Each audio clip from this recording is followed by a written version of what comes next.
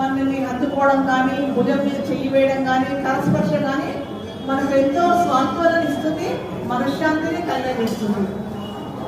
నవమాసాలు వచ్చిన బిడ్డకు జన్మనిచ్చిన క్షణం స్త్రీమూర్తి ప్రసవ వేదనలో మర్చిపోతుంది. ప్రసవ వేదన అంటే చాలా భయంకరమైంది, మరుజన్మతో సమానము, మళ్ళీ చనిపోయి పుట్టిన దాంతో సమానం అంటారు. ఎన్నో వంద ఎముకలు ఒకేసారి వెలిస్తే ఎంత బాధ కలుగుతుందో ప్రసవ వేదన అంత భయంకరమైనది చెప్తారు కదా. అంత ప్రసవ వేదనను కూడా ఆ తల్లి మర్చిపోతుంది.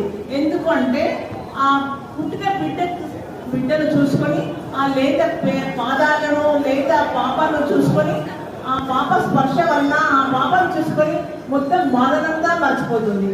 ఆ బిడ్డ స్పర్శకు ఆనంద పారవశ్యం పొందుతుంది. ఎంతో భావోద్వేగానికి లోనవుతుంది తల్లి.